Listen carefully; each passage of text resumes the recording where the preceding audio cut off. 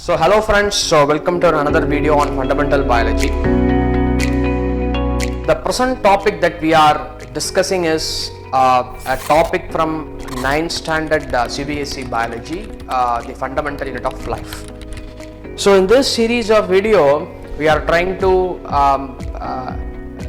discuss some concepts that helps us to understand the biology of plasma membrane, okay, that is given in our 9th standard textbook. So we had some previous discussion like a solution, osmosis, diffusion, what is an isotonic, hypertonic solution. So I believe that these discussions, these understanding will really help us to get into the conceptually get into the lines of the CBSE textbook. So viewers, friends, those who haven't watched the previous video, I request you to kindly get back to those videos, okay, have a complete understanding and then join us here.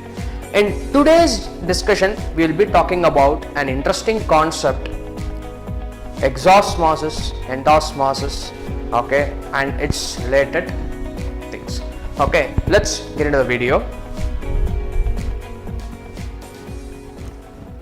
So here we have three solutions. So the solution A, solution B and solution C. So this is the scenario.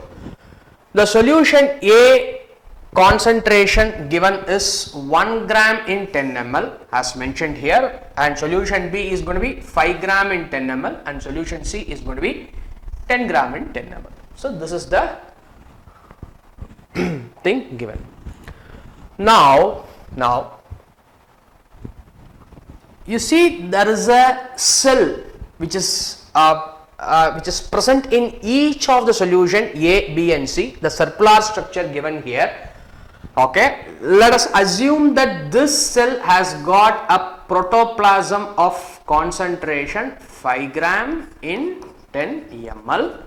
The same cell, okay, in solution B of concentration 5 gram in 10 ml, whereas the same cell in solution C has got a concentration 5 gram in 10 ml, right? So this is the situation. Now what is going to happen here? So let's consider the solution A first, right?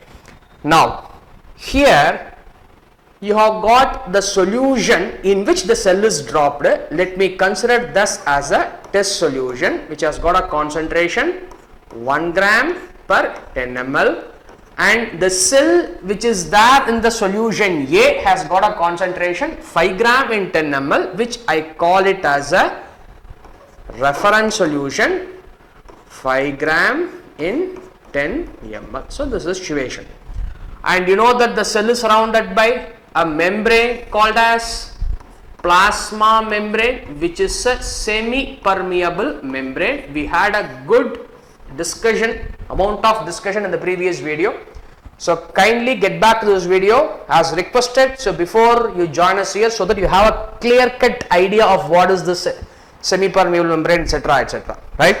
Now this is situation. Right now you have got two compartments. There is a test compartment, reference compartment, which are separated by a semi-permeable membrane as shown in this diagram. Right? Now we have to express, we have to expect the process of osmosis. What is the process of osmosis? It is the movement of water from its higher concentration to lower concentration across semi-permeable membrane.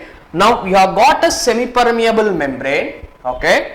Now we have to first know where is the solvent higher concentration. The solvent higher concentration, the solution which has got low solute concentration will have the higher solvent concentration. So which means that this test has got a higher solvent concentration than the reference. Hope you get this point.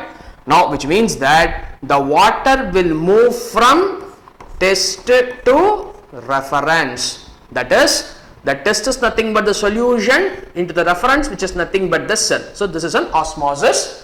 Okay. Now this osmosis is happening inside the cell. Hence you call this process as endosmosis. Okay, you call this process as endosmosis. Hope you get this point, right? So it is the process of gaining of water into the cell from an external solution is what is referred as an endosmosis. Right. Now, with this idea, let's consider solution B, where your reference and test both has got an equal concentration. So, R concentration is equal to T concentration. The value is 5 gram in 10 ml. Now what happens here, since the concentration is all going to be the same, there is no movement of water, or I could say the net movement of water is 0. It's an important point. Net movement of water is 0, which means that what does the statement indicates? In case if one water molecule gets out of the cell, the other water molecule in parallel gets into the cell. So there is no total net change in the concentration or the level of water molecule. So that's what this statement says. The net movement of water is going to be 0, right? And in the condition C, you see that the test has got a concentration of 10 gram in 10 ml, whereas the cell concentration, that we have considered as a reference, has got a concentration of 5 gram in 10 ml separated by a semi-permeable membrane, which is nothing but the plasma membrane, right? The same scenario. Now, law of osmosis, water always moves from its higher concentration to lower concentration. So the higher concentration of water is wherever you see less solute, so your cell will have, okay, that is the reference will have the less solute, okay, so more solvent, so water gets out of the cell, okay. So you can compare the case A with case B, both are quite opposite, right? So the water is going to get out of the cell, so from R to T, so this is the osmosis happening outside the cell, hence you call this as an exosmosis, okay. So you hope you get this point, right? Now I can call this solution, the so-called the test solution in which the cell is placed, as hypertonic, because its concentration is more than the reference. Here I can call this as a isotonic, and here I can call this as a hypotonic solution, right? So to summarize, if we place a cell in hypertonic solution, endosmosis happen.